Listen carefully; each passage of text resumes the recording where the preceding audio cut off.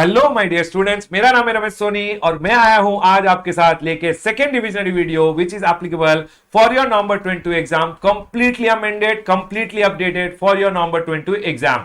Revision video को अच्छे से देखिएगा, ध्यान से देखिएगा, क्योंकि रिवीजन वीडियो के अंत में मैं पूछूंगा आपको एक क्विज, और क्विज का आंसर अगर करेक्टली करोगे तो मैं चूज करूंगा एक विनर को और उसे हम भेजेंगे chart book version 8 free free free. तो वीडियो को अच्छे से देखिएगा, मजे उठाइएगा और लास्ट में कमेंट सेक्शन में जाके कमेंट करना मत भूलिएगा। क्विज आएगा जब वीडियो खत्म हो जाएगा, अंत में मैं क्विज पूछूंगा, क्विज का आंसर कीजिएगा in the comment section below. चलिए टाइम वेस्ट नहीं करते हैं और रिवीजन चालू करते हैं। All the best guys. चलिए बाबा, नेक्स्ट चैप्टर का रिवीजन चालू करते हैं। नेक्स्ट चैप्टर है सप्लाई। सप्लाई का चैप्टर करने से पहले आपको सीखना पड़ेगा गुड्स एंड सर्विस। सर ये गुड्स एंड सर्विस क्या होता है, क्योंकि अगर गुड्स एंड सर्विस सप्लाई हुआ तो ही जीएसटी लेवी होगा। तो सर गुड्स एंड सर्विस क्या होता है? गुड्स का डेफिनेशन दिया हुआ है सेक्शन नंबर 2 क्लॉज 52 में। सर्विसेज का डेफिनेशन दिया हुआ है 2102 में। सर गुड्स का मतलब होता है every kind of movable property, जो भी मूव होता है। सर फोन मूव होता है, जो भी मूवेबल होता है उसको हम बोलते हैं sir goods means every kind of movable property. जो भी मूवेबल है वो गुड्स है। तो सर मूवेबल क्या होता है बाबा? मूवेबल का डेफिनेशन दिया हुआ है जनरल क्लॉजेस एक्ट में, जो बोलता है मूवेबल मतलब वो होता है जो इमूवेबल नहीं होता है। सर इमूवेबल क्या होता है? इमूवेबल होता है लैंड, कोई भी जमीन इमूवेबल होती है। कोई भी जमीन से अगर आपको कोई बेनिफिट हो रहा है, benefit arising out of land, for example development right, जो आपका बेनिफिट है, अगर आप किसी को ट्रांसफर करते हो तो आप उसको इमूवेबल प्रॉपर्टी ट्रांसफर कर रहे हो। Things attached to the land, अगर एक लैंड है, लैंड में अगर समझ लीजिए एक बिल्डिंग अटैच्ड है तो बिल्डिंग भी इमूवेबल हो गई। और permanently fastened, anything which is permanently fastened to anything attach. For an example, ये बिल्डिंग के ऊपर एक टेलीकम्युनिकेशन टावर अटैच कर दिया है तो वो भी इमूवेबल हो गया। इमूवेबल प्रॉपर्टी क्या होता है? Land, benefit arising out of land, things attached to the land, and things attached to what is attached to the land भी इमूवेबल होता है। अगर इमूवेबल है तो गुड्स नहीं है, क्योंकि goods means every kind of movable property other than money. मतलब मनी गुड्स नहीं है। सर मनी क्या होता है? मनी मतलब इंडियन लीगल टेंडर, आईएनआर बाबा, foreign currency, cheque, promissory note, bill of exchange, any instrument which is recognised by the RBI, जो आप यूज करते हो टू सेटल एन ऑब्लिगेशन, उसको हम मनी बोलते हैं। और अगर मनी है तो गुड्स नहीं है। Sir but money shall not include currency held for numismatic value. जो ये पुराने कॉइन्स, पुराने नोट वगैरह होते हैं, वो पुराने कॉइन्स, नोट्स वगैरह को ये बोल रहे हैं those are money which is held for numismatic value, and hence उसको हम गुड्स मानेंगे, क्योंकि वो मनी के डेफिनेशन से बाहर कर दिए गए हैं। उसके बाद कुछ और मैंने बोला है कि सर जो एक commercial paper and certificate of deposit, bank, financial instrument, bank ये इंस्ट्रूमेंट्स इशू करती है, और ये इंस्ट्रूमेंट्स को भी हम मनी मानते हैं, क्योंकि ये प्रोमिसरी नोट होते हैं। इनका नेचर क्या होता है? प्रोमिसरी नोट, और ये भी मनी है। मनी है तो बाबा गुड्स की डेफिनेशन से बाहर है, because goods means every kind of movable property other than money. And securities, securities मतलब shares, bond, debenture, mutual fund, government securities, right in securities, interest in securities, securities, stock, share, bond वगैरह goods नहीं है। Money and securities को goods की definition से बाहर कर दिया गया है। उसके बाद बोला है गुड्स इंक्लूड एक्शनेबल क्लेम, कोई भी क्लेम जिसके लिए आप एक्शन ले सकते हो in the court of law, उसको हम बोलते हैं actionable claim. Actionable claim means any claim to unsecured debt. For an example, debtor को मेरे को पैसा देना है, वो मेरे को उससे लेना है, it is my right to receive. ये राइट टू रिसीव अगर मैंने किसी और को दे दिया तो मैंने उसको दिया है एक्शनेबल क्लेम।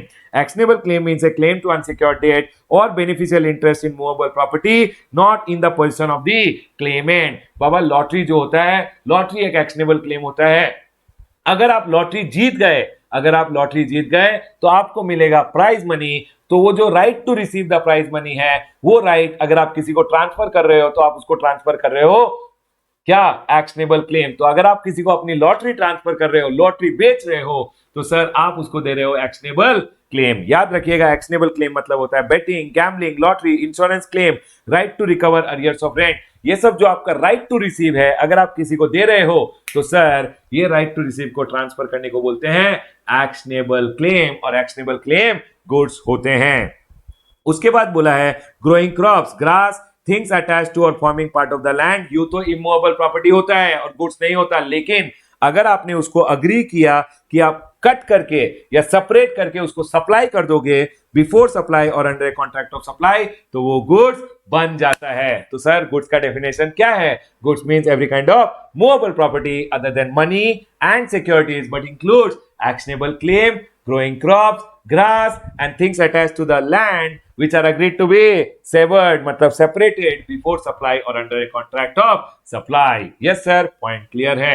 उसके बाद हमने पढ़ा एक सर्कुलर था, सर्कुलर बोलता है प्रायोरिटी सेक्टर लेंडिंग सर्टिफिकेट जो एक बैंक दूसरे बैंक को इश्यू करती है, ई कुबेर पोर्टल के थ्रू सेल करती है। तो ई कुबेर पोर्टल के थ्रू सेल कर रही है, इसका मतलब ये नहीं है कि वो सिक्योरिटी हो गया। Priority sector lending certificates goods होते हैं और उन पे जीएसटी आएगा। उसके बाद हमने पढ़ा कि सर जब एक बैंक दूसरे बैंक को priority sector lending certificate sale कर रही है, उसका नेचर क्या होगा? नेचर हम हमेशा इंटरस्टेट सप्लाई मानेंगे और बैंक को हमेशा उस पर क्या पे करना है? आईजीएसटी पे करना है। एक बात आपको बोल देता हूं just for your knowledge, priority sector lending certificate में भी रिवर्स चार्ज मैकेनिज्म एप्लीकेबल होता है और रिसिपिएंट बैंक पे करता है under reverse charge mechanism IGST. Sir क्यों आप जस्ट फॉर नॉलेज बोल रहे हो? क्योंकि सीए फाइनल लेवल पे गुड्स का आरसीएम, गुड्स जिस पे आरसीएम एप्लीकेबल है वो आपका सीए फाइनल सिलेबस का पार्ट ही नहीं है। तो sir priority sector lending certificate अगर एक बैंक दूसरे बैंक को बेचता है उस पे आएगा आईजीएसटी और आईजीएसटी बैंक पे करता है recipient bank under reverse charge mechanism. ठीक है सर, पॉइंट क्लियर है। उसके बाद हमने पढ़ा सर्विसेज का definition. Services means anything sir, anything other than goods. इसका मतलब इमूवेबल प्रॉपर्टी बन गया service. Immovable properties are service, anything other than goods, money and securities. याद रखिएगा money and securities are neither goods nor service. Goods की definition से भी money and securities को बाहर कर दिया, सर्विसेज के डेफिनेशन से भी मनी एंड सिक्योरिटीज को बाहर कर दिया।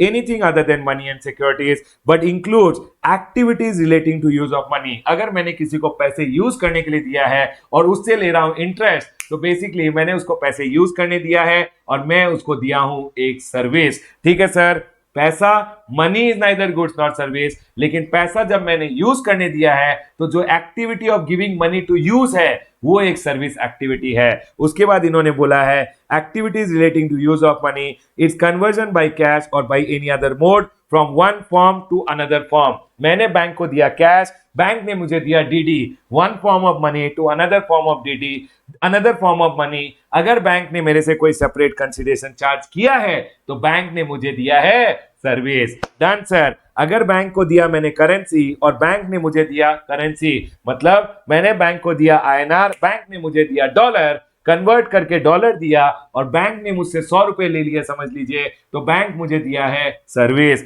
अगर बैंक को दिया मैंने एक डेनोमिनेशन का करेंसी और बैंक ने मुझे दिया दूसरे डेनोमिनेशन का करेंसी और उसके लिए सेपरेट कंसिडरेशन चार्ज किया, मैंने बैंक को 2000 का नोट दिया, बैंक ने मुझे 100 रुपए के 20 नोट दे दिए, तो बैंक ने मुझे दिया है service. Done sir, point clear है। Money is neither goods not service, लेकिन मनी के साथ का अगर मनी के साथ मतलब मनी के रिलेटेड अगर कोई सर्विस दिया जाता है तो सर वो सर्विस है। ठीक है सर, पॉइंट क्लियर है।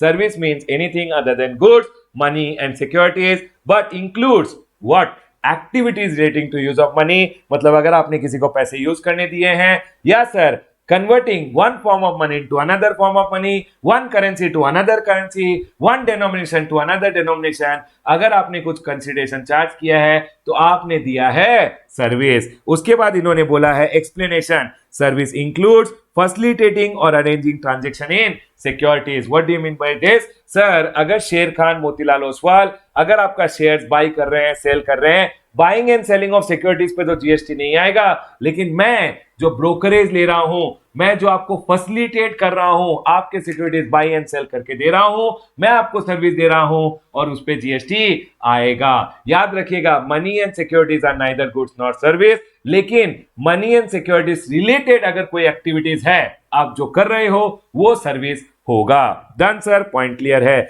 यूं तो डिराइवेटिव्स हमेशा सिक्योरिटीज होते हैं और वो नाइदर गुड्स नॉट सर्विस है, लेकिन अगर आपका डिराइवेटिव कॉन्ट्रैक्ट ऐसा है जिसमें एक्चुअल जो कमोडिटी है वो आप ट्रांसफर कर रहे हो, वो आप डिलीवर कर रहे हो, तो वो कॉन्ट्रैक्ट एक नॉर्मल सप्लाई ऑफ गुड्स हो जाएगा and it will be liable to GST. याद रखिएगा, डिराइवेटिव कॉन्ट्रैक्ट जिसमें एक्चुअल डिलीवरी ऑफ गुड्स हो रहा है वो सप्लाई ऑफ गुड्स बनेगा और उस पर जीएसटी आएगा। अदरवाइज नॉर्मली एग्जाम में हमेशा ध्यान रखिएगा, derivatives are services, sorry derivatives are securities, neither goods nor service. Done sir.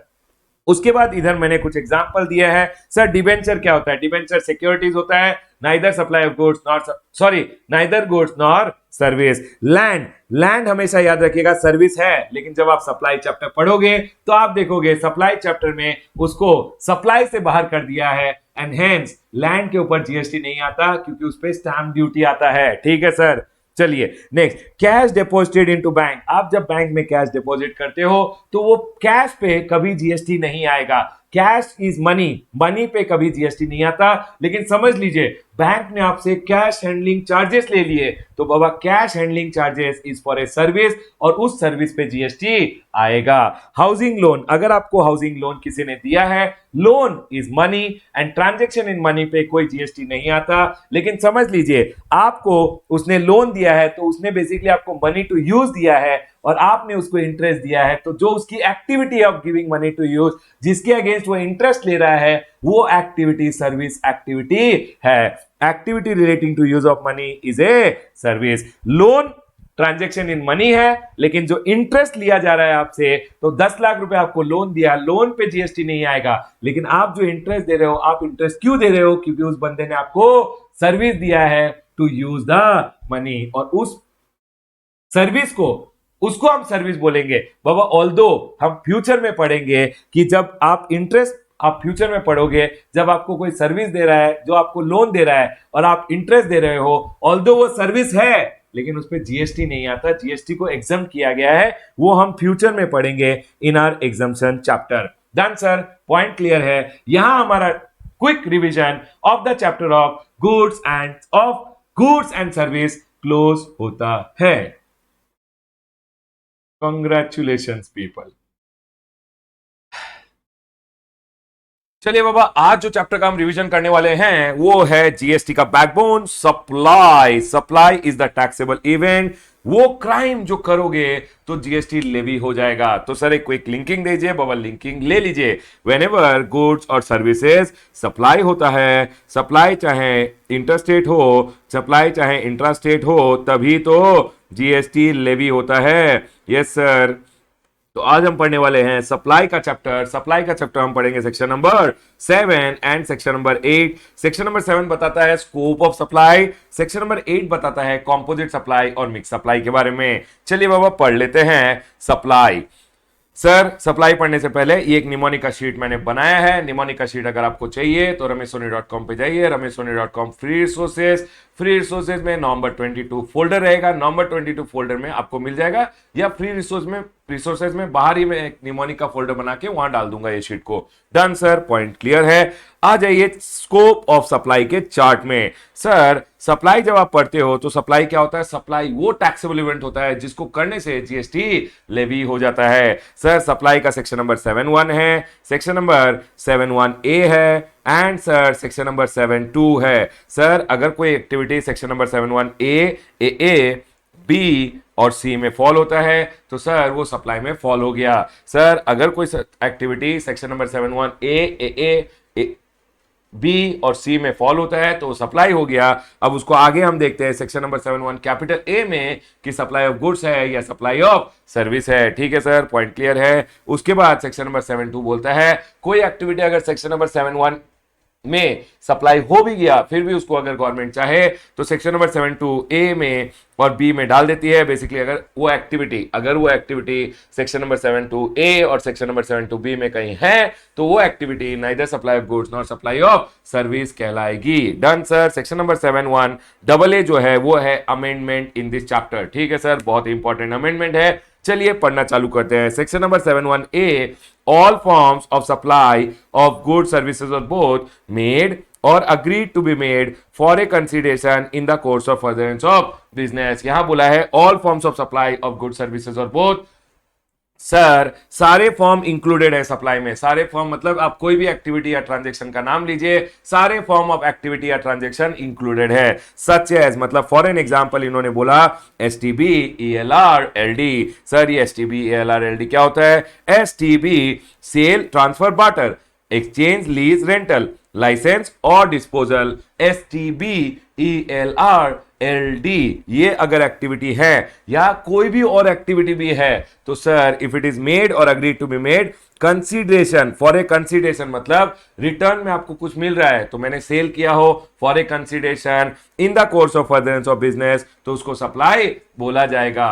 Consideration can be in cash, consideration can be in kind. Consideration ये भी हो सकता है कि सामने वाले व्यक्ति ने आपके लिए कोई एक्ट कर दिया हो, उसको भी सब कंसीडरेशन की डेफिनेशन में इंक्लूड किया गया है। तो सर सेक्शन नंबर 71A बोलता है all forms of supply of goods services or both made or agreed to be made sir consideration के लिए किया गया है और इन द कोर्स मतलब बिजनेस के दौरान या फॉर फर्दरेंस मतलब advancement promotion of your business अगर आपने किया है तो उसको भी हम सप्लाई में इंक्लूड करते हैं। सेक्शन नंबर 71A एक्चुअली क्या होता था? सेक्शन नंबर 72 में सेक्शन नंबर 71A जिसमें शेड्यूल 2 था, शेड्यूल 2 बोलता था supply of goods versus supply of service. उसमें एक पैराग्राफ नंबर 7 था। उस पैराग्राफ नंबर 7 में बोला जाता था अगर कोई अनइनकॉर्पोरेटेड बॉडी या बॉडी ऑफ पर्सन अगर अपने मेंबर्स को गुड्स दे रही है तो उसको सप्लाई ऑफ गुड्स बोलते हैं। इस पैराग्राफ को डिलीट कर दिया गया है और अब इस एक्टिविटी को इंक्लूड कर दिया गया है बेसिकली सप्लाई में, मतलब अब उसको शेड्यूल 2 में नहीं रखा गया है, उसको सेक्शन नंबर 71 में डायरेक्टली इंक्लूड कर दिया गया है। और बोला जा रहा है अगर एक person other then an individual मतलब कोई भी पर्सन हो सकता है, चाहे वो पार्टनरशिप फर्म हो, एलएलपी हो, चाहे वो एसोसिएशन ऑफ पर्सन हो, बॉडी ऑफ इंडिविजुअल हो, कंपनी हो, अनइनकॉर्पोरेटेड बॉडी हो, कॉर्पोरेटेड बॉडी हो, चाहे कोई भी है अदर देन इंडिविजुअल, अगर प्रोवाइड कर रहा है सर्विसेज टू द मेंबर्स और मेंबर्स उनको सर्विस प्रोवाइड कर रहे हैं, आइदर वेज सर कोई भी एक्टिविटी अगर मेंबर्स और इनके बीच में हो रहा है या ट्रांजैक्शन इनके बीच में हो रहा है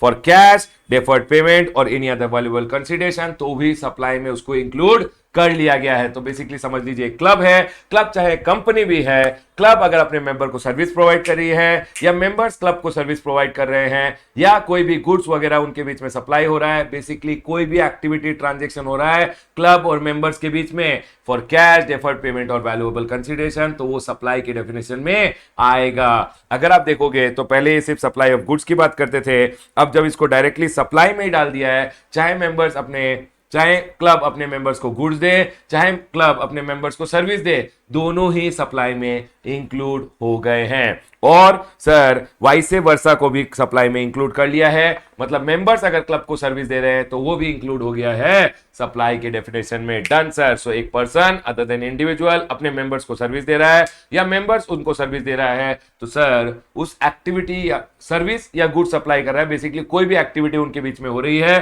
तो उसको सप्लाई की डेफिनेशन में इंक्लूड कर लिया गया है। उसके बाद बोल रहे हैं section number 71B importation of service for a consideration business purpose, non business purpose दोनों ही सप्लाई होता है। सर पहला बात तो इंपोर्टेशन ऑफ सर्विस क्या होता है? Supplier is outside India, recipient is in India, place of supply is in India, तो उसको हम बोलते हैं इंपोर्टेशन ऑफ सर्विस। फिर से बोलिए, supply is outside India, recipient is in India, place of supply is in India, तो importation of service होता है। इंपोर्टेशन ऑफ सर्विस अगर आपने किया है और आपने दिया है कंसीडरेशन, चाहे वो आपने बिजनेस पर्पस के लिए किया हो चाहे नॉन बिजनेस पर्पस के लिए, दोनों को ही सप्लाई बोला जाएगा। लेकिन अगर बिजनेस पर्पस के लिए है तो business entity GST reverse charge में देती है, नॉन बिजनेस पर्पस में भी जीएसटी आता था, मतलब वो टैक्सेबल तो है लेकिन गवर्नमेंट ने जीएसटी इंपोज तो होता है बट गवर्नमेंट ने उसको एग्जेम्प्ट कर रखा है। लेकिन ये एग्जेम्पशन तब अप्लाई नहीं होता कब? अगर OIDAR service, online information database access and retrieval services, कौन दे रहा है? इंडिया के बाहर से एक बंदा दे रहा है टू एन NTOR। सर क्या होता है NTOR? Non taxable online recipient, तो उस केस में फॉरवर्ड चार्ज मैकेनिज्म आएगा। तो मैंने क्या बोला है यहाँ पे, अगर OIDR सर्विसेज दी जाए इंडिया के बाहर से to an NTOR, sir NTOR कौन होता है? NTOR बेसिकली होता है sir any government, local authority और सर एनटीओआर का मतलब होता है any government local authority governmental authority, या फिर आप बोल सकते हो सर एनी इंडिविजुअल, या सर एनी अनरजिस्टर्ड पर्सन, और इन्होंने रिसीव किया OIDR service for non business non commercial purpose, तो उसको हम बोलते हैं कि सर ये होते हैं एनटीओआर। एनटीओआर कौन होता है? एनी गवर्नमेंट लोकल अथॉरिटी और गवर्नमेंटल अथॉरिटी, एनी इंडिविजुअल या एनी अनरजिस्टर्ड पर्सन जो रिसीव करता है ओआईडीआर सर्विस इंडिया के बाहर से for non business non commercial purpose, तो उनको हम एनटीओआर बुलाते हैं। और सुनिए, अगर ओआईडीआर सर्विस दी जा रही है इंडिया के बाहर से टू एन एनटीओआर, तो सर उस केस में क्या होगा? उस केस में फॉरवर्ड चार्ज मैकेनिज्म एप्लीकेबल होगा। ओआईडीआर इंडिया में रजिस्ट्रेशन लेगा, जीएसटी फॉरवर्ड चार्ज मिलेगा और गवर्नमेंट को पे करेगा। डन सर, पॉइंट क्लियर है। आ जाइए right side, section number 71C हमने पढ़ा। Section number 71A all forms for a consideration in the course of business supply होता है। Section number 71AA person other than individual, अगर अपने मेंबर्स को service दे रहा है या अगर अपने मेंबर्स के साथ कोई एक्टिविटी या ट्रांजैक्शन कर रहा है, मेंबर्स उनके साथ कोई एक्टिविटी या ट्रांजैक्शन कर रहे हैं फॉर कैश डेफर्ड पेमेंट या एनी अदर वैल्यूएबल कंसिडरेशन, तो वो भी सप्लाई में आएगा। Section number 71B importation of service को भी for a consideration business non business दोनों को ही सप्लाई में इंक्लूड किया गया है। सेक्शन नंबर 71C बोलता है एक्टिविटी और ट्रांजैक्शन जो शेड्यूल 1 में बोले हुए हैं विदाउट कंसिडरेशन भी उनको सप्लाई माना जाएगा। सर पहला एक्टिविटी है परमानेंट ट्रांसफर। सर ये क्या है? ये बाबा इसका फुल फॉर्म है, यहां लिखा है मैंने, कहां लिखा सर आपने? मैंने यहां लिख दिया है, इसको नीचे लिखा होगा, रुकिए एक सेकेंड। हाँ, परमानेंट ट्रांसफर और disposal of business asset, permanent transfer और disposal of business asset where ITC has been availed on such asset. अगर आपने समझ लीजिए कुछ खरीदा है, शर्ट खरीदा है और शर्ट फ्री में दे दिया, तो शर्ट खरीदना और शर्ट फ्री में देना उस एक्टिविटी को हम बोलते हैं, शर्ट फ्री में देने की एक्टिविटी को हम बोलते हैं permanent transfer of business asset. अगर जो शर्ट खरीदा था उस पर आईटीसी लिया है तो ये सप्लाई बन जाएगा। याद रखिएगा, परमानेंट ट्रांसफर और डिस्पोजल ऑफ बिजनेस एसेट जिसपे आपने आईटीसी लिया है, अगर आपने उसको विदाउट कंसिडरेशन भी किसी को दे दिया तो वो सप्लाई बन जाएगा। ठीक है सर, पॉइंट क्लियर है। यहां मैंने एक नोटिफिकेशन डाला है, याद रखिएगा हमेशा, मोटर व्हीकल अगर आपने अपने बिजनेस में कैपिटल एसेट की तरह हेल्ड करके रखे हैं, मोटर व्हीकल अगर आपने अपने बिजनेस में कैपिटल एसेट की तरह हेल्ड करके रखे हैं, जब मोटर व्हीकल को खरीदा, जब कार खरीदा, समझ लीजिए कार खरीदा, कार पे तो जीएसटी का क्रेडिट लिया नहीं, अब कार अगर बेचते हो तो सिर्फ मोटर व्हीकल के केस में गवर्नमेंट ने बोला है कि आपको जीएसटी देना है ऑन किस पे? सर जीएसटी देना है ऑन मार्जिन। समझ लीजिए टेलीविजन खरीदा और टेलीविजन को बेच रहे हो, तो सर टेलीविजन अगर बेच रहे हो तो उस पे तो जीएसटी ऑन ट्रांजैक्शन वैल्यू आता है, लेकिन सिर्फ कार के केस में बोला है कार खरीद के कार अगर बेचते हो तो सर जो भी आपका सेल वैल्यू होता है minus the return down value, जो डिफरेंस होता है मार्जिन पे ही आपको जीएसटी देना है। Marginal scheme available in on sale of motor vehicle held as capital asset. उसके बाद जो सेकंड पैराग्राफ है शेड्यूल 1 पैराग्राफ नंबर 2 वो बोलता है सप्लाई बिटवीन रिलेटेड पर्सन और distinct person in the course of furtherance of business. Sir ये related person कौन होता है? रिलेटेड पर्सन का डेफिनेशन मैंने यहां लिखा है, रिलेटेड पर्सन का स्कोप बहुत बड़ा होता है, scope plus family plus sole agent. Sir scope का मतलब क्या होता है? Shares greater than equal to 25% in both of them. समझ लीजिए मैं ए लिमिटेड हूं, ए लिमिटेड होल्ड कर रहा है बी लिमिटेड और सी लिमिटेड, दोनों में shares greater than equal to 25%, तो बी और सी रिलेटेड पर्सन हो गए। उसके बाद होता है कंट्रोल। कंट्रोल का मतलब होता है, समझ लीजिए बी लिमिटेड है, बी लिमिटेड सी लिमिटेड को कंट्रोल कर रही है या सी लिमिटेड बी लिमिटेड को कंट्रोल कर रही है,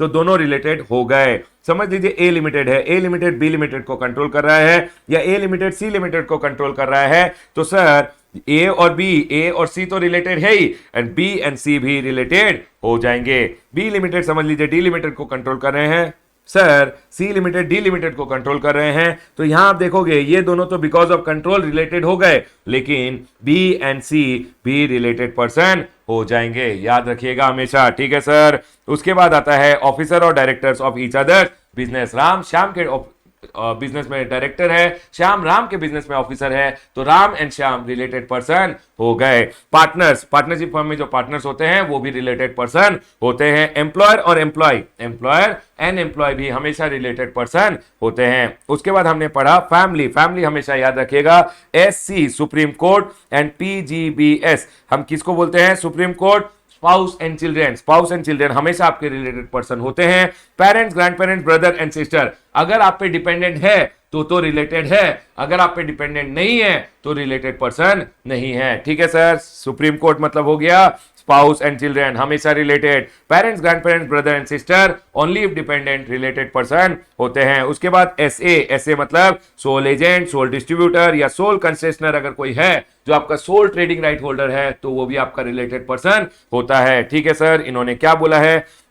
इन्होंने बोला है अगर आप सप्लाई कर रहे हो अपने रिलेटेड पर्सन को इन the course of furtherance of business without consideration भी तो उसको सप्लाई माना जाएगा, या आप सप्लाई कर रहे हो अपने डिस्टिंक्ट पर्सन को इन the course of business without consideration भी उसको सप्लाई माना जाएगा। सर डिस्टिंक्ट पर्सन कौन होता है? डिस्टिंक्ट पर्सन डिफाइन किया है सेक्शन नंबर 25(4) और सेक्शन नंबर 25(5) ने। Section number 25(4) and section number 25(5) क्या बोलता है समझ लीजिए। एक स्टेट में आपने मल्टीपल रजिस्ट्रेशन ले लिया है, एक स्टेट में आपने ले लिया है मल्टीपल रजिस्ट्रेशन, मल्टीपल रजिस्ट्रेशन के कारण आप एक दूसरे के डिस्टिंक्ट पर्सन बन जाओगे। मतलब मैंने 2 रजिस्ट्रेशन ले लिया है, in the I of law दोनों अलग अलग व्यक्ति है, यहां से यहां अगर कोई सप्लाई हुआ तो उसको भी सप्लाई बिटवीन डिस्टिंक्ट पर्सन बोला जाएगा और उस पर जीएसटी आएगा। Sir same state separate registration distinct person, एक स्टेट रजिस्टर्ड, एक दूसरे स्टेट में भी रजिस्ट्रेशन लिया है तो भी आप डिस्टिंक्ट पर्सन बन गए। एक स्टेट रजिस्टर्ड, एक स्टेट नहीं रजिस्टर्ड हो फिर भी आप डिस्टिंक्ट पर्सन माने जाओगे। समझ लीजिए कर्नाटका में मेरा एक एस्टेब्लिशमेंट है, तमिलनाडु में मेरा एक एस्टेब्लिशमेंट है, कर्नाटका में जो एस्टेब्लिशमेंट है वो रजिस्टर्ड है, तमिलनाडु एस्टेब्लिशमेंट रजिस्टर्ड नहीं है, फिर भी दोनों को डिस्टिंक्ट पर्सन माना जाएगा because of separate establishment. Done sir, point clear है। Same state separate registration distinct person, one state registered another state registered distinct person. एक स्टेट में आपका एक एस्टेब्लिशमेंट रजिस्टर्ड है, अनदर स्टेट में आपका एक एस्टेब्लिशमेंट है वो रजिस्टर्ड नहीं है, फिर भी दोनों माने जाएंगे एस्टेब्लिशमेंट ऑफ डिस्टिंक्ट पर्सन। ठीक है सर, पॉइंट क्लियर है। यहां एक एक्सेप्शन था कि गिफ्ट अगर एम्प्लॉय को दे रहे हो अप टू 50,000 पर एनम पर एम्प्लॉय तो उसको सप्लाई नहीं मानेंगे। अगर अपने एम्प्लॉय को 50,000 रुपीज तक का गिफ्ट दे रहे हो तो उस पर जीएसटी नहीं आएगा और आईटीसी भी नहीं मिलेगा। लेकिन सर 70,000 का गिफ्ट दे दिया तो बाबा वो सप्लाई भी होगा, आईटीसी भी मिलेगा। उसके बाद एक सर्कुलर आता है interstate movement of conveyance cranes by between distinct person. याद रखिएगा अगर इंटरस्टेट मूवमेंट हो रहा है बसेस वगैरह का बिटवीन डिस्टिंक्ट पर्सन तो बाबा ऐसा नहीं बोला जाएगा कि बस सप्लाई हो गया, ऐसा नहीं बोला जाएगा कि बस सप्लाई हो गया। अगर पैसेंजर ट्रांसपोर्टेशन सर्विस दी जा रहा है तो पैसेंजर ट्रांसपोर्टेशन सर्विस पे जीएसटी आएगा। सर समझ लीजिए यहां का जो एक ब्रांच था उसके पास एक ट्रक थी, वो ट्रक टूल्स वगैरह उस ट्रक में थे और वो ट्रक जाती थी दूसरे ब्रांचेस में और रिपेयर सर्विसेज करके आती थी। तो सर ऐसा नहीं बोला जाएगा कि ट्रक सप्लाई किया गया है बिटवीन डिस्टिंक्ट पर्सन, लेकिन जो रिपेयर एंड मेंटेनेंस सर्विस है उस पर तो जीएसटी आएगा। तो सर अगर कन्वेयंस रिग्स क्रेन्स वगैरह जा रहे हैं एक डिस्टिंक्ट पर्सन से दूसरे डिस्टिंक्ट पर्सन पे, वो neither supply of goods not supply of service है। लेकिन अगर रिपेयर एंड मेंटेनेंस वर्क दिया गया by one distinct person to another, repair and maintenance work पे तो जीएसटी आएगा। समझ लीजिए आपकी फैक्ट्रीज में कार्स बनते हैं, आपकी फैक्ट्रीज में बसेस बनते हैं और आप शोरूम में भेज रहे हैं उनको, तो यहां अगर देखा जाए तो बस ट्रक वगैरह जो आपकी फैक्ट्री में बन के शोरूम में जा रहे हैं वो एक स्टॉक ट्रांसफर है। और स्टॉक ट्रांसफर मतलब if the movement is for further supply, आप उसको आगे बेचने वाले हो इसलिए ट्रांसफर कर रहे हो तो सर उसको तो स्टॉक ट्रांसफर बोलते हुए जीएसटी आएगा।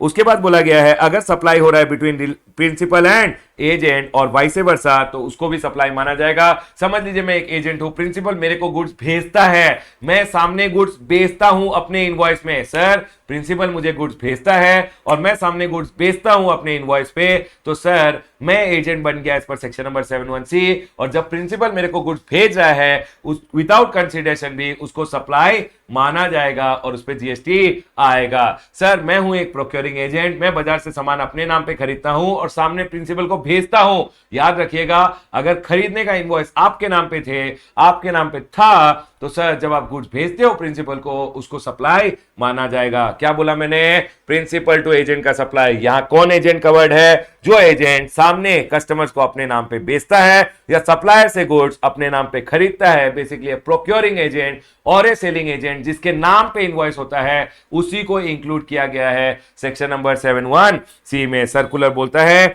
एजेंट फर्दर सप्लाई कर रहा है या गुड्स प्रोक्योर कर रहा है अपने नाम पे तो उस एजेंट को इंक्लूड किया गया है सेक्शन नंबर 71C में। ठीक है सर, पॉइंट क्लियर है।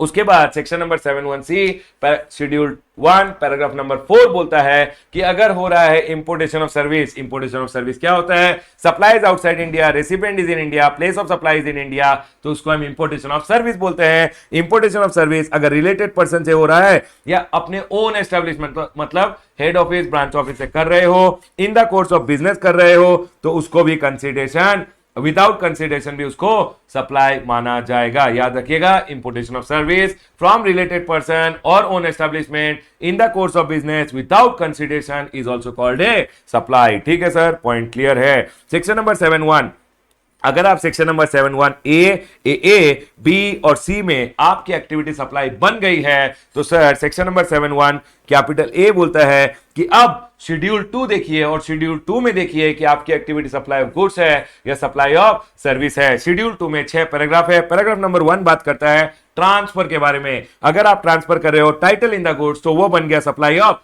गुड्स। अगर आप ट्रांसफर कर रहे हो अपना राइट, कोई हक है आपका गुड्स में, राइट इन द गुड्स या अनडिवाइडेड शेयर, तो उसको हम बोलते हैं सप्लाई ऑफ सर्विस। अगर आप कर रहे हो टाइटल ट्रांसफर हो रहा है इन फ्यूचर, समझ लीजिए कंपनी ने इंस्टॉलमेंट में हायर परचेज में कुछ गुड्स बेचे हैं जिनका जो ओनरशिप है वो ट्रांसफर फ्यूचर में होगा, तो सर उस केस में हायर परचेज को हमेशा सप्लाई ऑफ गुड्स माना जाता है। सेकंड केस बोल रहा है अगर हो रहा है lease, tenancy, easement to occupy land या lease, letting out of building, तो याद रखिएगा लीज करना, लेटिंग आउट करना लैंड एंड बिल्डिंग का हमेशा सप्लाई ऑफ सर्विस होता है। उसके बाद आया एक circular with respect to transfer of tenancy right. याद रखिएगा यहाँ पे एक होता है ओनर ऑफ ए प्रॉपर्टी, ठीक है, वो क्या करता है अपना टेनेंसी राइट एक टेनेंट को देता है। ये एक टेनेंट है, इसको टेनेंसी राइट दे दिया और रिटर्न में ले लिया टेनेंसी प्रीमियम। इसको पूरे सिस्टम को हम बोलते हैं पगड़ी सिस्टम। याद रखिएगा टेनेंसी राइट देना हमेशा एक सप्लाई ऑफ सर्विस होता है। ठीक है सर, लेकिन अगर आपने टेनेंसी राइट दिया है with respect to residential property, तो याद रखिएगा इसको जीएसटी नहीं आएगा, क्योंकि giving residential property on rent, जब आप टेनेंसी राइट भी दे रहे हो तो उस पर जीएसटी नहीं आएगा। ठीक है सर, पॉइंट क्लियर है। अब ये जो पर्सन था ये छोड़ के जा रहा था, इसने या तो आपको सरेंडर कर दिया टेनेंसी राइट या सामने किसी को बेच दिया। याद रखिएगा अब तो ये धंधा कर रहा है टेनेंसी राइट में, ये अगर सामने किसी को बेचता है या आपको सरेंडर करता है और फॉर ए कंसिडरेशन करता है, तो सर ये भी सप्लाई ऑफ सर्विस है और इस पे जीएसटी आएगा, चाहे प्रॉपर्टी रेजिडेंशियल प्रॉपर्टी क्यों ना हो। ओके सर, पॉइंट क्लियर है। याद रखिएगा जब पहला व्यक्ति ट्रांसफर ऑफ टेनेंसी राइट कर रहा है, तो सर जो ओनर टेनेंसी राइट किसी को दे रहा है उस केस में जीएसटी नहीं आएगा अगर रेजिडेंशियल प्रॉपर्टी है। लेकिन जाने वाला बंदा जो टेनेंट था वो छोड़ के जा रहा था, किसी इनकमिंग पर्सन को टेनेंसी राइट दे के जा रहा था, तो वो सप्लाई ऑफ सर्विस है और उस पर जीएसटी आएगा आएगा और आएगा। ठीक है सर, पॉइंट क्लियर है। समझ लीजिए टेनेंट मंथली रेंट देता है ओनर को, या ये इनकमिंग टेनेंट जो नया टेनेंट है वो मंथली रेंट दे रहा है, monthly rent with respect to residential property, उस पर कभी भी जीएसटी नहीं आएगा। ठीक है सर, पॉइंट क्लियर है। एक और पॉइंट बोल देता हूं, समझ लीजिए ये ओनर जो था ये कमर्शियल प्रॉपर्टी दे रहा था। कमर्शियल प्रॉपर्टी के बात में ध्यान में रखिएगा, कमर्शियल प्रॉपर्टी के केस में ध्यान में रखिएगा, अगर कमर्शियल प्रॉपर्टी दे रहा है तो टेनेंसी राइट चाहे ओनर दे या आउटगोइंग टेनेंट जो है वो किसी को दे, हमेशा जीएसटी आएगा। मतलब ये जो फर्स्ट टेनेंसी राइट दे रहा है, आउटगोइंग टेनेंट किसी और को दे रहा है या मंथली रेंट आ रहा है, सब पे जीएसटी आएगा अगर कमर्शियल प्रॉपर्टी है। लेकिन रेजिडेंशियल प्रॉपर्टी है तो सर पहली बार जब टेनेंसी राइट दोगे उस पे जीएसटी नहीं आएगा, मंथली रेंट पे जीएसटी नहीं आएगा। लेकिन आउटगोइंग टेनेंट अगर आपको टेनेंसी राइट सरेंडर कर रहा है या कोई इनकमिंग टेनेंट को दे रहा है तो उस पे जीएसटी आएगा आएगा और आएगा। डन सर, पॉइंट क्लियर है। चलिए आगे बढ़ते हैं। Transfer of tenancy right against tenancy premium is known as pagdi system और उसको सप्लाई ऑफ सर्विस बोला जाता है, लेकिन एग्जम्प्ट होता है अगर रेजिडेंशियल हाउस के लिए दिया गया है। Surrendering by the outgoing tenant, जाता हुआ व्यक्ति अगर सरेंडर करके जा रहा है फॉर ए कंसिडरेशन, वो टैक्सेबल है, वो एग्जाम्प्ट नहीं होता। सर ट्रीटमेंट ऑफ प्रोसेस, अगर मैं ट्रीटमेंट ऑफ प्रोसेस कर रहा हूं आपके गुड्स के ऊपर, treatment of process on another persons good, it is always a supply of service. ठीक है सर, आपके गुड्स के ऊपर अगर मैं ट्रीटमेंट ऑफ प्रोसेस कर रहा हूं, मैं दे रहा हूं आपको सप्लाई ऑफ सर्विस। ठीक है सर, उधर एक सर्कुलर था रीथ्रेडिंग ऑफ टायर और बस बॉडी बिल्डिंग, अगर मैं कर रहा हूं रीथ्रेडिंग ऑफ टायर या बस बॉडी बिल्डिंग, रीथ्रेडिंग ऑफ टायर हमेशा सप्लाई ऑफ सर्विस होता है, एंड बस बॉडी बिल्डिंग मतलब बस का फैब्रिकेशन करके देना हमेशा सप्लाई ऑफ सर्विस होता है। उसके बाद आया paragraph number 4। Paragraph number 4 of schedule 2 बोलता है ट्रांसफर ऑफ बिजनेस एसेट, अगर परमानेंट ट्रांसफर हो रहा है तो वो हमेशा सप्लाई ऑफ गुड्स होगा। अगर पुट टू प्राइवेट यूज और made available for non business use, मतलब टेम्परेली आप नॉन बिजनेस यूज के लिए ट्रांसफर कर रहे हो तो उसको सप्लाई ऑफ सर्विस बोला जाएगा। अगर बिजनेस क्लोज करके अपने एसेट्स को घर लेके जा रहे हो तो उसको भी डीम सप्लाई ऑफ गुड्स माना जाएगा। लेकिन यहाँ एक एक्सेप्शन है, अगर आपने बिजनेस ट्रांसफर कर दिया एज गोइंग कंसर्न तो सप्लाई ऑफ गुड्स नहीं माना जाएगा। या अगर आपने आपका बिजनेस कैरीड ऑन कर रहा है कौन, पर्सनल रिप्रेजेंटेटिव, जिसको हमने टैक्सेबल पर्सन मान लिया है, तो सर उस सिनारियो में सप्लाई ऑफ गुड्स नहीं बनेगा। मतलब अगर बिजनेस क्लोज कर रहे हो और किसी को चलाने के लिए दे के जा रहे हो तो उस सिनारियो में गवर्नमेंट बोल रही है जिसको चलता हुआ बिजनेस दे के जा रहे हो उससे हम जीएसटी ले लेंगे। आप जब उसको चलता हुआ बिजनेस दोगे वो एग्जेम्प्ट है, मतलब बेसिकली आपका एसेट्स पे कोई जीएसटी नहीं आता है। डन सर, पॉइंट क्लियर है। उसके बाद शेड्यूल 2 पैराग्राफ नंबर 5 बोलता है ये फॉलोइंग एक्टिविटीज को हम सप्लाई ऑफ सर्विस बोलते हैं। Number 1, renting of immoral property, हमेशा renting of immoral property supply of service होता है। Secondly construction, sir completion certificate और first occupancy whichever is earlier से पहले अगर 1 रुपया भी दिया है आपने बिल्डर को तो पूरा कॉन्ट्रैक्ट बन जाता है construction contract, and construction contract is always the supply of service और उस पे जीएसटी आएगा। देन सर टेम्परेरी ट्रांसफर और use of intellectual property right, IPR, temporary transfer of IPR को हमेशा क्या बोलते हैं, सप्लाई ऑफ सर्विस। मेरे पास एक कॉपीराइट था, मेरे पास एक पेटेंट था, मैंने आपको दे दिया यूज करने के लिए तो मैंने दिया है आपको सर्विस। अगर मैंने आपको डेवलप करके दिया या अपग्रेड करके दिया एक IT software, information technology software, तो मेरे एक्ट को बोला जाएगा सप्लाई ऑफ सर्विस। सर मैंने रिफ्रेन किया, टॉलरेट किया या टू डू एन एक्ट, मैंने आपको पढ़ाया, मैंने एक एक्ट किया है, मैंने अगर आपके लिए कुछ नहीं किया या सर मैंने आपको टॉलरेट किया तो मैंने दिया आपको supply of service. Refrain, tolerate और to do an act is always supply of service.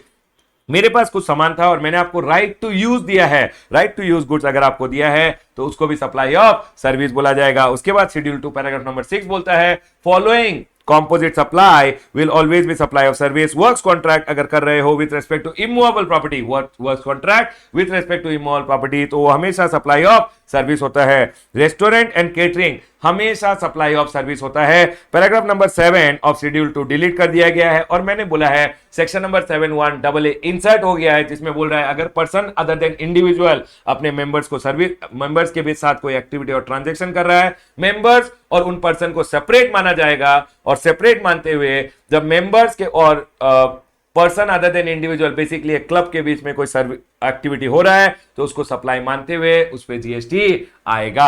अगर गुड्स का एक्टिविटी है तो सप्लाई ऑफ गुड्स है, अगर सर्विस का एक्टिविटी है तो सप्लाई ऑफ सर्विस है। ठीक है सर, पॉइंट क्लियर है। चलिए आ जाइए सेक्शन नंबर 7(2). सेक्शन नंबर 7(2) ए बोलता है कि bench flag, BENCH, bench flag वाली एक्टिविटीज को भी neither supply of goods nor supply of service माना जाएगा। सेक्शन नंबर 7(2) बोलता है अगर आपकी एक्टिविटी सेक्शन नंबर 7(1) में सप्लाई है भी, फिर भी अगर उस एक्टिविटी को सेक्शन नंबर 7(2) ए या बी में डाल दिया है तो सर वो activity neither supply of goods not supply of service हो गई है। सेक्शन नंबर 7(2) ए बोलता है जो एक्टिविटी स्पेसिफाइड है शेड्यूल 3 में वो neither supply of goods not supply of service है, और शेड्यूल 3 में ये एक्टिविटी स्पेसिफाइड है। Bench flag, B for bond to bond transfer, अगर बॉन्ड टू बॉन्ड ट्रांसफर हो रहा है तो it is neither supply of goods not supply of service. E for employer to employ, employ अगर employer को service दे रहा है, एम्प्लॉय अगर एम्प्लॉयर को सर्विस दे रहा है इन द कोर्स, एम्प्लॉय अगर एम्प्लॉयर को सर्विस दे रहा है, एम्प्लॉयर सैलरी वगैरह दे रहा है, in the course of employment दे रहा है,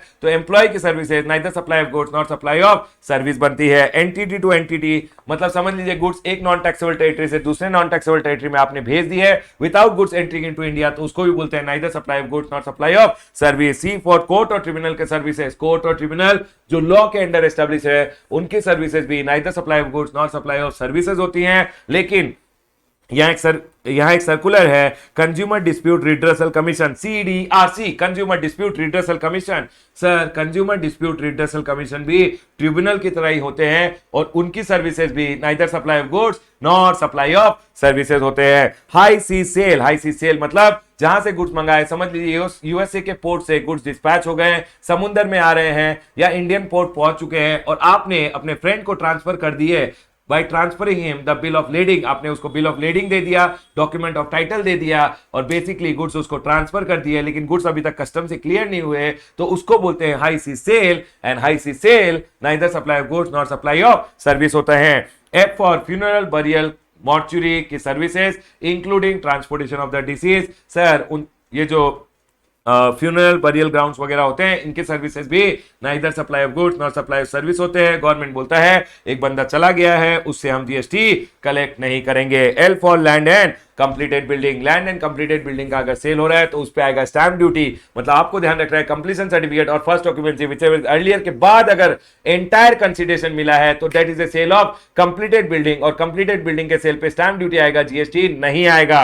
लेकिन सर अगर 1 रुपए में मिल गया बिफोर कंप्लीशन सर्टिफिकेट और first occupancy whichever is earlier से पहले 1 रुपए भी मिल गया तो ये बन जाएगा कंस्ट्रक्शन, और construction is a supply of service. ठीक है सर। उसके बाद ए आया, ए मतलब actionable claim other than lottery betting and gambling. Actionable claim goods होते हैं लेकिन सप्लाई ऑफ गुड्स या सप्लाई ऑफ सर्विस नहीं होते।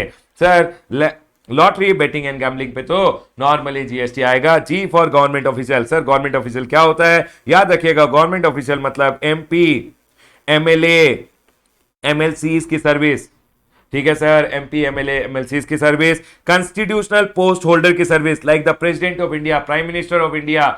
ठीक है सर। उसके बाद अगर कोई बंदा है chairperson member of director, chairperson member और director of a body which is established by the government, तो इसकी सर्विसेज भी sir neither supply of goods nor supply of service बनेंगी। गवर्नमेंट ऑफिशियल मतलब MP, MLA, MLCs. Constitutional post holder like president, prime minister of India, CNDG, इनको constitutional post holder बोलते हैं। या chairperson member और director of a body which is established by the government, तो इसकी services भी जो होती हैं उस पे जीएसटी नहीं आएगा। It is neither supply of goods not supply of service. ठीक है सर, पॉइंट क्लियर है।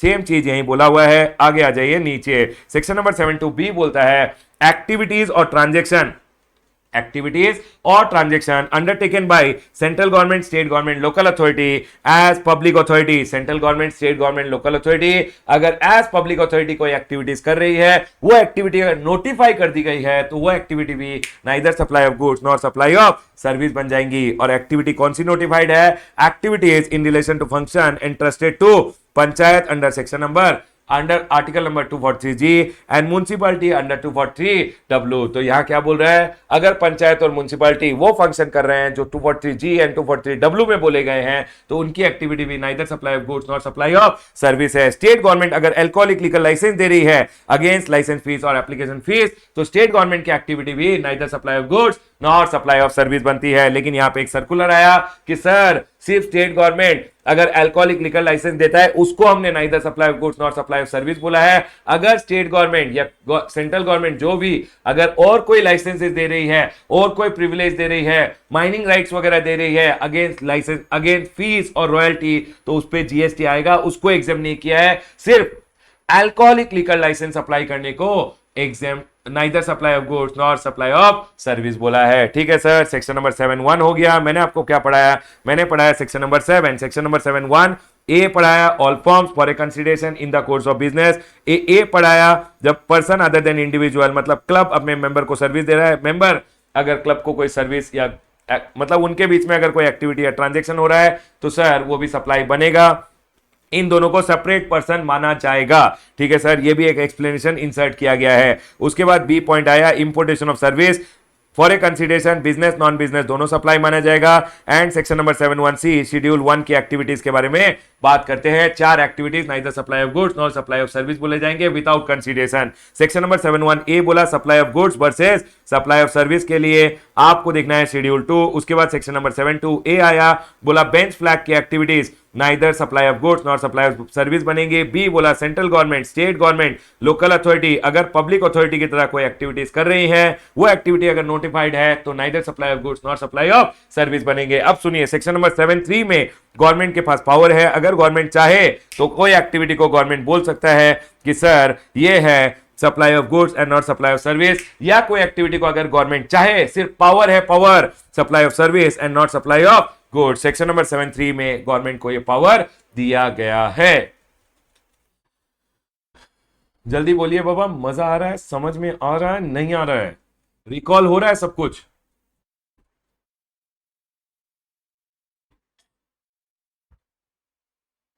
यस सर, रिकॉल हो रहा है। चलिए बाबा आगे बढ़ते हैं। आगे आ गया सेक्शन नंबर 8। सेक्शन नंबर 8 बोलता है टैक्सेबिलिटी। सेक्शन नंबर 8 बोलता है taxability of composite supply and mix supply.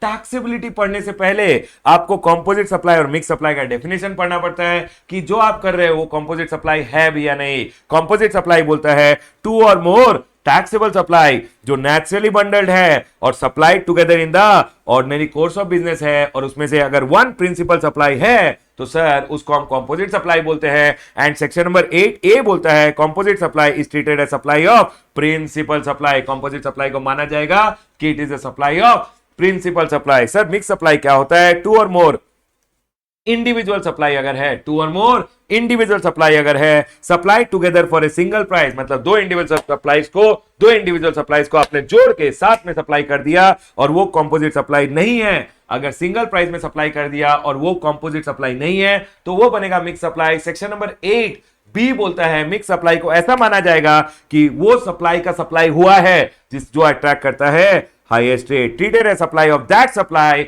Which attracts highest rate. Simple सा बात है, कंपोजिट सप्लाई है तो प्रिंसिपल सप्लाई का रेट लगेगा, मिक्स सप्लाई है तो हाईएस्ट रेट लगाया जाएगा। ठीक है सर। उसके बाद कुछ सर्कुलर्स है, पढ़ लेते हैं। समझ लीजिए आपने कार दिया, सर्विसिंग करने के लिए कार दिया अपना, जहां पार्ट्स का प्राइस वो सेपरेट ले रहे हैं, लेबर का प्राइस वो सेपरेट ले रहे हैं, तो याद रखिएगा दोनों सेपरेट सप्लाई है, दोनों पे सेपरेट जीएसटी आएगा। ये बोल रहे हैं supply of car involving supply of goods that is parts and supply of service that is labour, value of goods and services shown separately. दोनों को अलग अलग दिखाया गया है इनवॉइस में, तो दोनों पे जीएसटी रेट अलग अलग लगाया जाएगा। ठीक है सर। उसके बाद आया प्रिंटिंग कॉन्ट्रैक्ट। बेसिकली समझ लीजिए, मैंने एक प्रिंटर को बोला सर आप मेरा बुक प्रिंटिंग करके दीजिएगा, उसने मुझे दिया प्रिंटिंग सर्विस के साथ उसने पेपर इंक वगैरह भी सप्लाई किया। बाबा याद रखिएगा प्रिंटिंग सर्विस प्रिंसिपल है, पेपर इंक वगैरह एंसिलरी है, printing is a supply of service and hence the whole contract, पूरा कॉन्ट्रैक्ट बन जाएगा प्रिंटिंग का कॉन्ट्रैक्ट और उसको हम बोलेंगे सप्लाई ऑफ सर्विस। ठीक है सर। मैंने एक बंदे को बोला मेरे को चाहिए 100 एनवलप, तो एक काम कर 100 एनवलप भेज दे, लेकिन भेजने के समय एक काम करना तो उसमें मेरा लोगो प्रिंट करके भेज देना। प्रिंसिपली उसने मेरे को दिया है सप्लाई ऑफ गुड्स, जो एनवलप दिया है वो गुड्स है, लोगो प्रिंटिंग जो था वो एंसिलरी है एंड हेंस ये बनेगा सप्लाई ऑफ गुड्स का कॉन्ट्रैक्ट। देखिए यहां पे क्या बोला है, in case of printing where content is supplied by the person who owns the IPR, मैंने अपना कंटेंट दिया, व्हाइल फिजिकल इनपुट पेपर वगैरह आपने यूज किया अपना, तो सर जो आपने मुझे दिया है वो प्रिंटिंग सर्विस है, वो बना सप्लाई ऑफ सर्विस। समझ लीजिए मैंने आपको बोला printed envelope, letter card, tissue with logo design by the design of the recipient, मैंने आपको बोला एनवलप सप्लाई कीजिए, लेटर कार्ड सप्लाई कीजिए या टिश्यू पेपर सप्लाई कीजिए, मेरा लोगो या डिजाइन प्रिंट करके दे दीजिएगा। बाबा आपने मुझे प्रिंसिपल दिया है supply of goods, logo printing ancillary है एंड हेंस इसको हम सप्लाई ऑफ गुड्स बोलते हैं। उसके बाद आया production sharing contract. Sir production sharing contract होता है, समझ लीजिए यहां पे सेंट्रल गवर्नमेंट है, सेंट्रल गवर्नमेंट क्या करती है, लाइसेंस दे देती है। समझ लीजिए रिलायंस को लाइसेंस दे दिया और बोला जा बेटा खोद के पेट्रोल निकाल ले समुद्र से। रिलायंस ने खोदा यहां पे और वैल्यू ऑफ पेट्रोलियम जो एक्सट्रैक्ट किया वो 1000 करोड़ का मतलब बेसिकली जितना पेट्रोलियम क्रूड एक्सट्रैक्ट किया उससे पेट्रोलियम प्रोड्यूस किया, 1000 करोड़ का पेट्रोल प्रोड्यूस किया। गवर्नमेंट ने बोला है as per the production sharing contract between the government and Reliance, government बोलती है कि आप जब एक बार पेट्रोल निकाल लो तो उससे अपना कॉस्ट रिकवर कर लेना। रिलायंस ने बोला मैंने यहाँ पे 100 करोड़ का या 200 करोड़ का खर्चा कर दिया पेट्रोल निकालने के लिए, तो गवर्नमेंट ने बोला उतना वैल्यू ऑफ पेट्रोल आप रिटेन कर लीजिए, वैल्यू ऑफ पेट्रोल जो आपका कॉस्ट रिकवर करना है उसको आप रिटेन कर लीजिए। 200 करोड़ का पेट्रोल आपने रिटेन कर लिया, बाकी बचा 800 करोड़ का पेट्रोल, बाकी जो बचा 800 करोड़ का पेट्रोल उसको हम बोलते हैं प्रॉफिट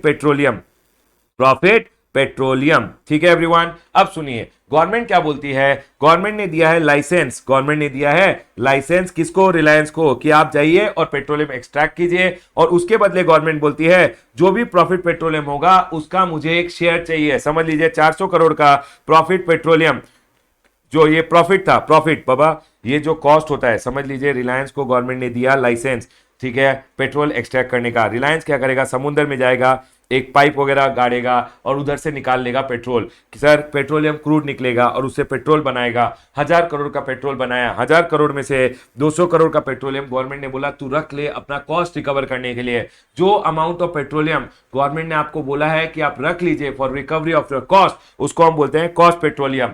सेकेंडली, उसके बाद जो बच गया पेट्रोलियम, वैल्यू ऑफ पेट्रोलियम जो बच जाता है आफ्टर रिकवरिंग योर कॉस्ट, उसको हम बोलते हैं प्रॉफिट पेट्रोलियम। ठीक है सर, ये पॉइंट समझ में आ गया। और प्रॉफिट पेट्रोलियम का एक शेयर आपको गवर्नमेंट के साथ शेयर करना पड़ता है। क्यों?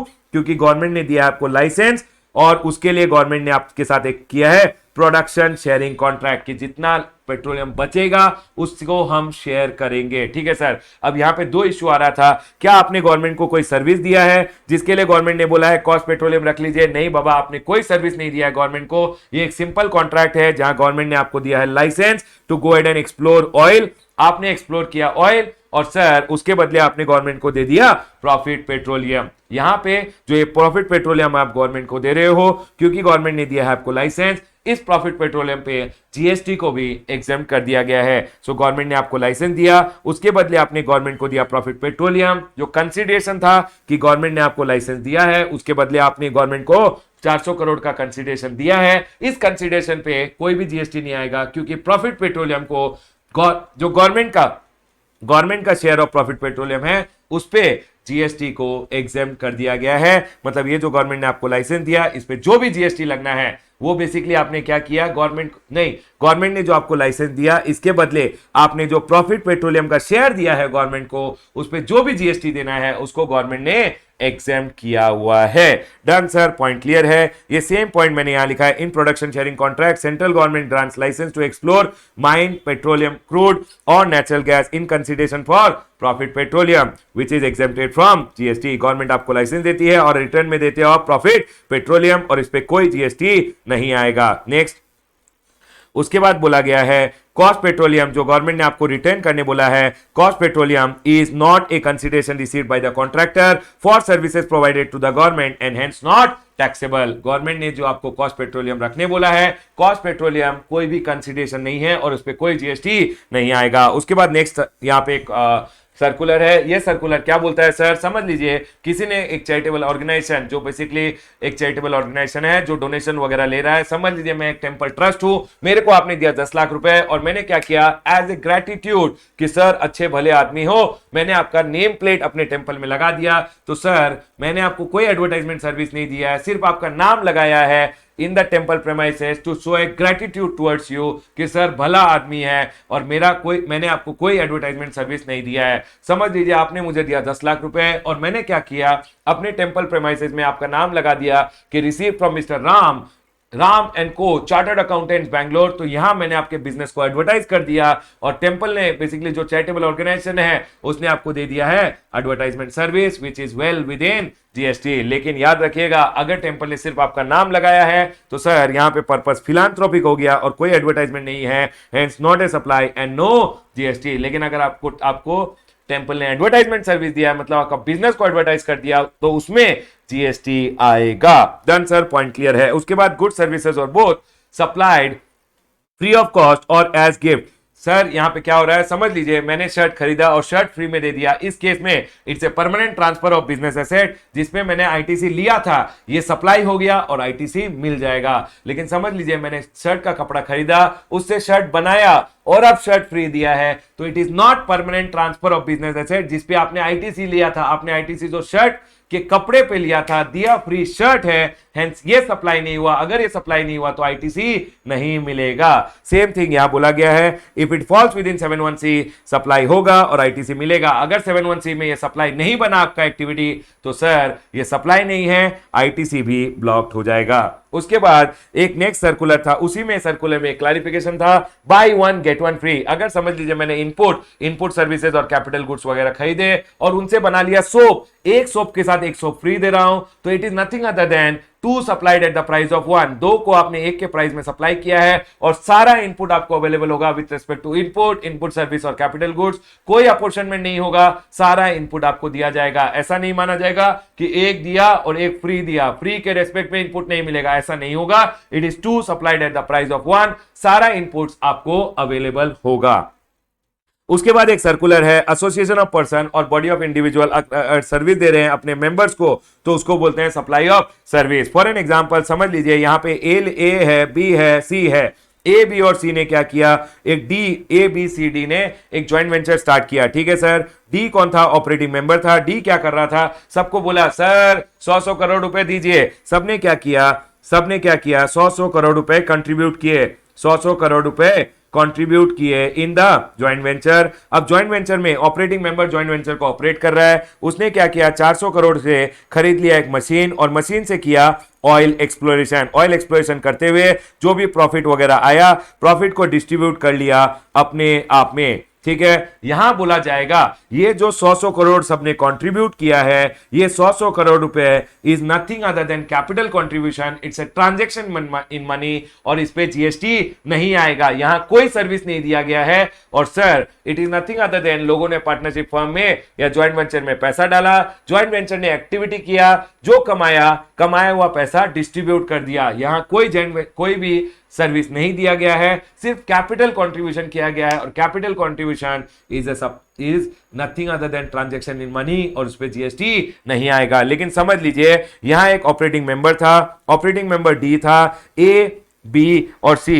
डी ने क्या बोला, ए बी सी को एक काम कीजिए, मैं अपना खुद का मशीन यूज करूंगा, ऑयल एक्सप्लोरेशन करूंगा और फायदा कमाऊंगा। अगर आप लोगों को फायदा चाहिए तो पहले मुझे पैसा दीजिए। तो बेसिकली अगर आप देखोगे यहां पे तो डी क्या कर रहा है, डी इनको सर्विस दे रहा है। डी बोल रहा है मैं सबके बिहाफ में ऑयल एक्सप्लोरेशन करूंगा, आप लोग मुझे पैसे दीजिए, मैं आप लोगों को प्रॉफिट दूंगा। तो यहां अगर आप देखोगे डी जो ऑपरेटिंग मेंबर था उसने सर्विस दिया है सारे अदर मेंबर्स को, और उसके बदले इसने क्या किया, जो भी इसका खर्चा है उसको उनसे रिकवर कर लिया। तो बेसिकली यहां पे एक सर्विस दिया जा रहा है by the operating member to the other member and it is well within supply, ठीक है सर, यही बोला गया है। देखिए यहां क्या बोल रहे हैं, बोल रहा है cash call received by operating member is a transaction in money. जो पहला ट्रांजैक्शन था, जो पहला एक्टिविटी था जहां कैश कॉल जो रिसीव हो रहे हैं वो ट्रांजैक्शन इन मनी है, and sir it is not a supply, no GST, ठीक है सर। लेकिन अगर आप सेकेंड एक्टिविटी देखोगे, लेकिन if cash calls are received as consideration for service, मतलब यहां ऑपरेटिंग मेंबर ने बोला मैं एक काम करूंगा, सबके बिहाफ में ऑयल एक्सप्लोरेशन करूंगा, मतलब ये सबको सर्विस दे रहा है और उसके बदले सबसे पैसा ले रहा है, and hence it is a supply and well with in GST, it's a supply of service and well with in GST, ठीक है सर। पॉइंट क्लियर हो गया। यहां हमारा चैप्टर ऑफ सप्लाई का रिवीजन खत्म होता है। ध्यान रखिएगा एग्जाम में सेक्शन नंबर 71AA जो अमेंडमेंट है उस पे क्वेश्चन पूछ सकते हैं, सेक्शन नंबर 71C जो विदाउट कंसीडरेशन होता है उस पे भी क्वेश्चन पूछ सकते हैं। सर सेक्शन नंबर 72A भी बहुत इंपॉर्टेंट रहता है, composite supply and mix supply भी आपको अच्छे से आना चाहिए। ये सर्कुलर्स ठीक है, एक बार पढ़ के जाइएगा, राइट सर, पॉइंट क्लियर है। यहां मैं अपना revision with respect to supply chapter close करता हूं। आई बिलीव आप लोगों को मजा आ गया होगा। डन सर, पॉइंट क्लियर है।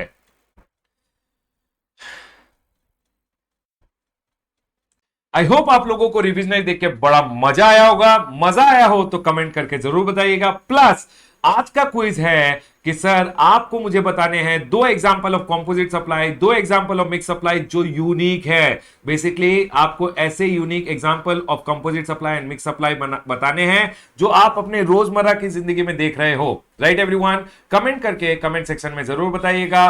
5 दिन का समय है आपके पास। एक लकी विनर को दिया जाएगा chart book version 8। All the best guides.